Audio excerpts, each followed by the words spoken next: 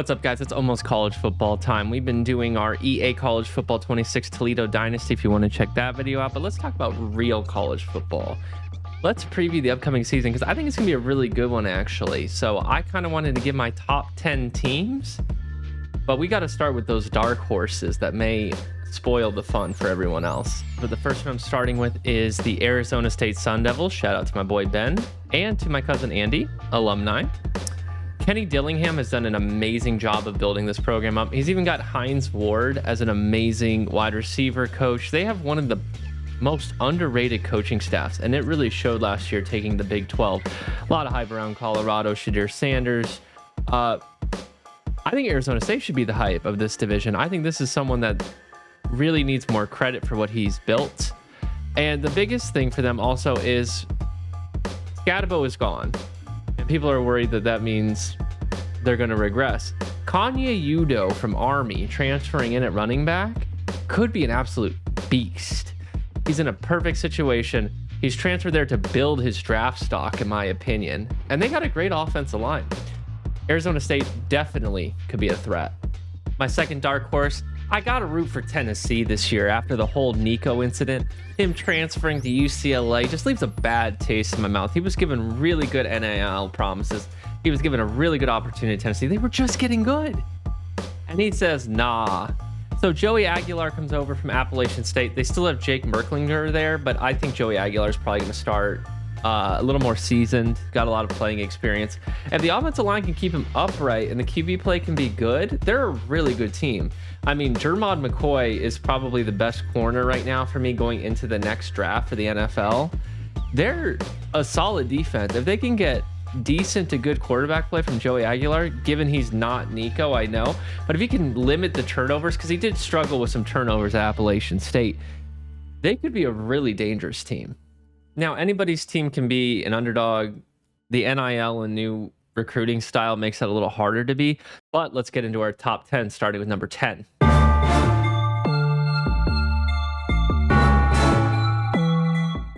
Now, it is a little home cooking probably on my mom's side of the family from Michigan, but I got to go with it. You're in year 2 of a new coach with new transferring, new recruiting rules.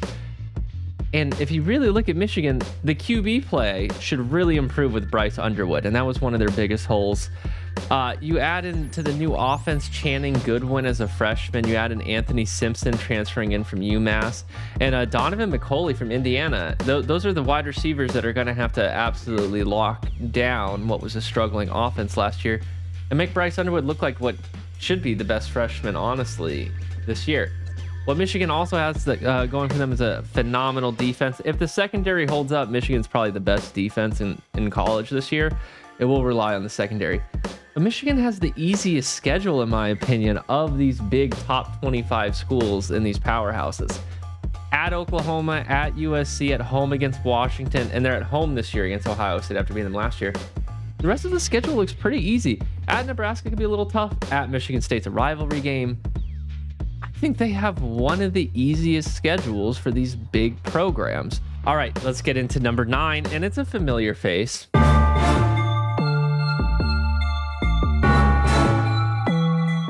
Now, we're used to seeing LSU on top or the bottom. We're used to seeing either Joe Burrow throwing to Justin Jefferson and Jamar Chase, or whatever happened at the end of Les Miles' time there. It's going to come down to quarterback play. Garrett Nussmeier has to be good.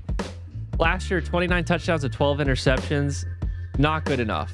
I'm going to be honest. He only took 16 sacks, so the turnovers were more forced, in my opinion. They've got shifty Aaron Anderson. He's the type of hybrid player that can really make a huge difference for something like LSU. That Garrett Nussmeier is going to need to pepper, feed, do all these kind of motion plays. They're making NIL progress to be a better, deep, I would say. The depth of their team is there. I'm very worried about the quarterback play to put them higher than this. They are good, though. Moving on to number 8, another familiar face.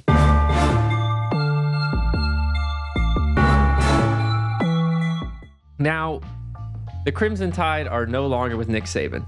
DeBoer is a great coach. It is very hard with the transfer portal to bounce back as a new coach, as You're just struggling to keep guys. You're trying to get some of your guys to come over. You don't get everybody. Michigan went through the same thing. I think Ty Simpson's going to be just fine at quarterback. It's going to be the offensive line that keeps him upright. It's going to be the most important thing. But I think there's a lot of hate going towards Ty Simpson, where DeBoer did a really good job with Penix Jr., and I think that should carry over just fine. What's going to be bigger for Simpson is if Ryan Williams' growth can continue. He had 18 yards per reception, which is insane. More consistency from him. I'd rather see him have a higher reception total this year than 15 plus yards per reception, because he's gonna do damage when you get the ball in his hand. Yes, he is a big playmaker, but they've got a really strong base at Alabama. The defense is always solid. The offensive line is always solid. You need that skill player to push them over the top. Ty Simpson to Ryan Williams might be a really nice connection this year. Number 7, another pair of Tigers.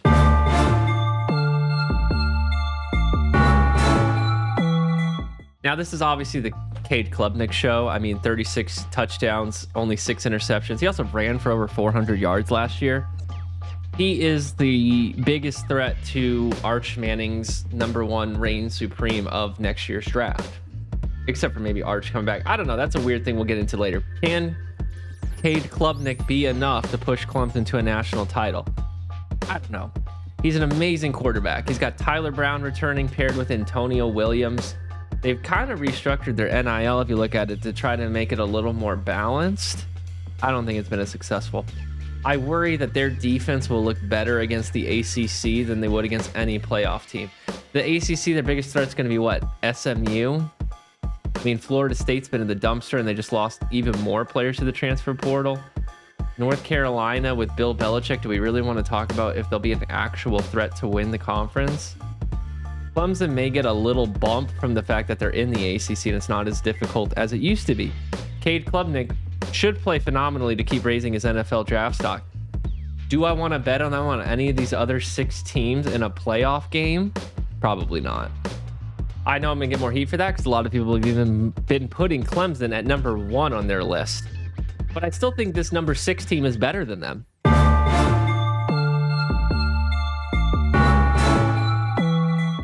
The Fighting Irish made it to the national championship last game and looked like they actually deserved to be there this time, unlike the whole Manti Te'o thing last time. Look at their schedule this year. They're going to have to play at Miami, Texas A&M, Boise State, USC, at Boston College, and at Stanford. It's actually a harder schedule than it usually is for the Notre Dame schedule. I think that's good for them. The QB battle between CJ Carr and Kenny Minchie, I think Carr is kind of winning that. That's going to decide their season. Quarterback play. They've got depth. They've got a tough schedule. They are really well coached.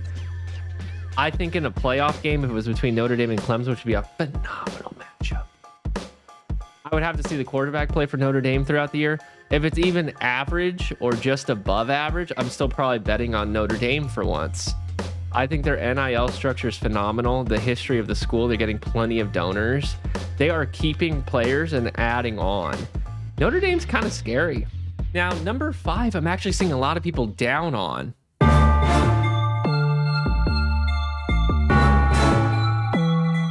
I think the Bulldogs are solid. Of all the QB question marks, like LSU with Garrett Nussmeier and Alabama with Ty Simpson, I think Gunnar Stockton is one of the more solid options. Him and Ty Simpson are kind of similar in my opinion. I don't see much of a problem. You got Nate Frazier returning, 8 touchdowns last year. Should get more work. The biggest thing is Ernest Green at tackle. He could be a game changer in keeping Gunnar Stockton upright and being able to throw. And you have Dylan Bell returning at that flex position. That's just, it's hard to stop.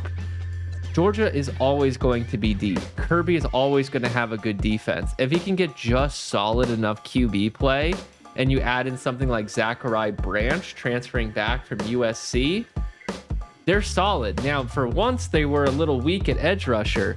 And boy, they went in the transfer portal and got Elo Madozi. I mean, these Army transfers are phenomenal. And he's going to look perfect in Georgia. And I think his draft stock is going to go up. They're still a top 5 team for me. I think we forget so soon that George Kirby is still there and they are still freaking good. It's just going to come down to if Gunnar Stockton can hold his own. He's a junior, gives him more experience. I think he's solid enough with that depth. They're good. Moving on to number 4. We're getting into the thick of it.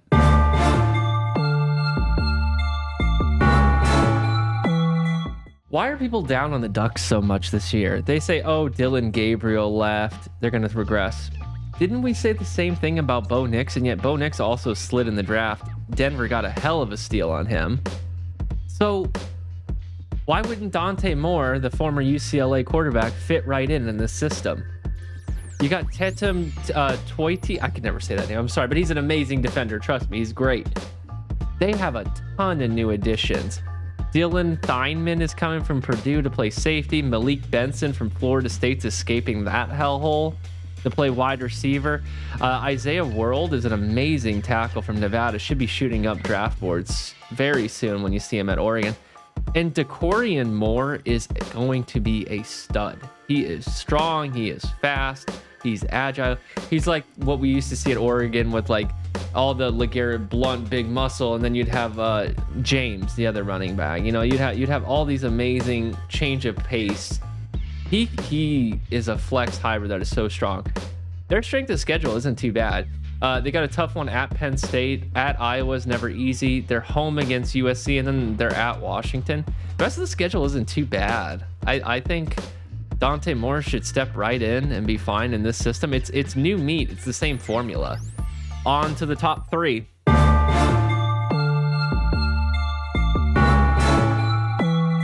Can they win the big game?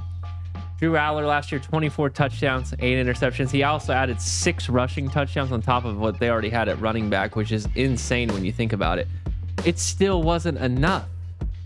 They have Drew Shelton returning at offensive tackle, Drew Aller at quarterback, Katron Allen and Nicholas Singleton return together. I think Katron Allen is the best running back NFL prospect-wise in this draft. They combined for 2,700 plus yards, 27 touchdowns, over 5 yards a carry. It still wasn't enough. They're adding in Kyron Hudson from USC and Devontae Ross from Troy. Troy wide receiver there. Ross should be solid. He's got the experience. And Traber Pena is coming over from Syracuse at wide receiver. Will that be enough? Drew Aller has kind of like no excuse this year now. They added 3 new wide receivers in the transfer portal. Both his running backs are back. Drew Shelton should be phenomenal on the offensive line. It's nut up or shut up time. Like, this is it. Penn State get over the hump and get to a natty game and then take care of business. Number 2.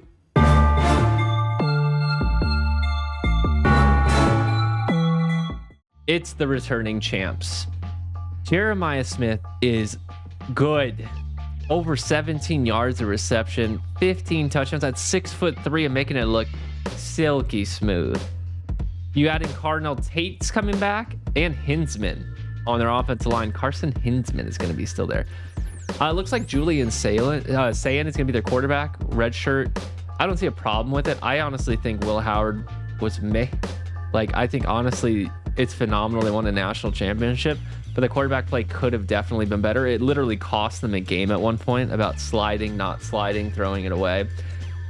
He learned his lesson, and they won a natty because of it. They also add in Bo Atkinson, who left UNC in the Belichick experiment, and Logan George. Keep an eye on this guy from Idaho State. He's a great fit for the Ohio State playbook. Do I think they can repeat? Of course. That's why they're at number 2. Jeremiah Smith continues to grow, continues to shine.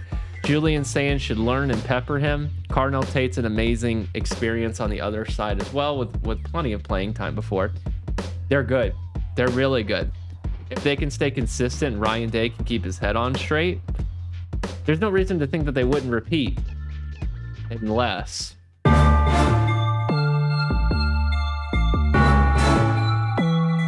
That's right, I gotta put Texas at number 1. It's the Arch Manning show. It's Arch Manning time, finally. Quinn Ewers was great, don't get me wrong.